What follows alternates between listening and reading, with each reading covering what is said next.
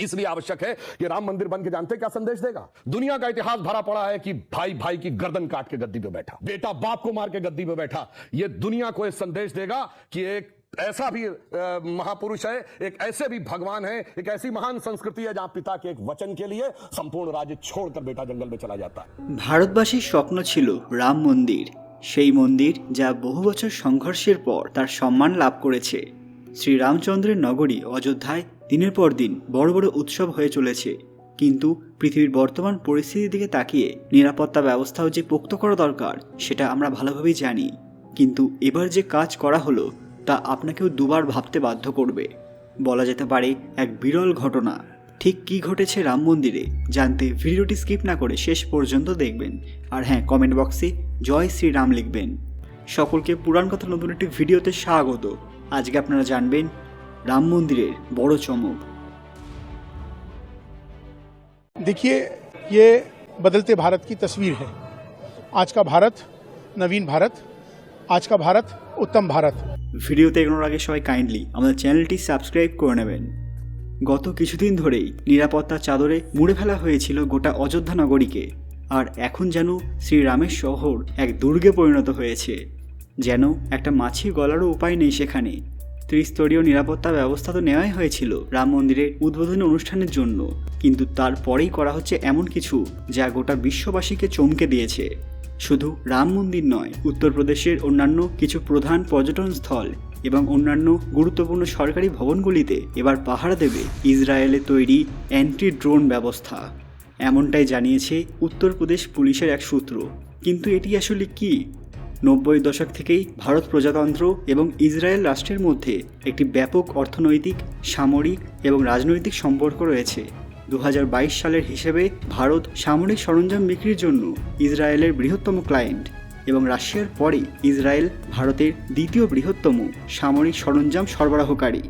জানা যায় ইতিমধ্যে অযোধ্যার রাম মন্দিরের সুরক্ষা বৃদ্ধি, সর্বোপরি এক কড়া সিকিউরিটি তৈরি করতে ইসরায়েলি পক্ষের সঙ্গে ড্রোনরোধী ব্যবস্থাগুলি ক্রয় প্রক্রিয়া সম্পন্ন করেছে পুলিশ। অযোধ্যায় সদ্য প্রাণ প্রতিষ্ঠা হওয়া রাম জন্মভূমি মন্দিরে পাহারা দিতে আসছে ইসরায়েলে তৈরি অ্যান্টি ড্রোন ব্যবস্থা। তবে শুধু রাম মন্দির নয়, অন্যান্য গুরুত্বপূর্ণ সরকারি ভবনগুলিতে পাহারা দেবে এই বিখ্যাত ব্যবস্থা। মন্দিরে যখন প্রধানমন্ত্রী উপস্থিত ছিলেন তখন জানা গিয়েছিল সরজু নদীর ঘাটগুলোতেও বিশেষ পাহারা বসানো হয়েছে। বিভিন্ন জোন যেমন লাল, হলুদ ইত্যাদি ভাগ করা হয়েছে। প্রধানমন্ত্রী নিরাপত্তার দায়িত্বে ছিল এসপিজি কমান্ডোরা। যাদের বৈধ আমন্ত্রণপত্র ছিল না তাদের হোটেল ছাড়ার নির্দেশ দেওয়া হয়েছিল। এমনকি বারকোড লাগানো ছাড়া কোনো যানকেই অযোধ্যায় প্রবেশ করার অনুমতি দেওয়া হচ্ছে না। গত কয়েকদিন ধরেই বিশাল সংখ্যার পুলিশ বাহিনী মোতায়েন করা হয়েছিল এই শহরে। আর এবার ইসরায়েল থেকে আনা এই ব্যবস্থা সুরক্ষার দিশাই বদলে দিয়েছে।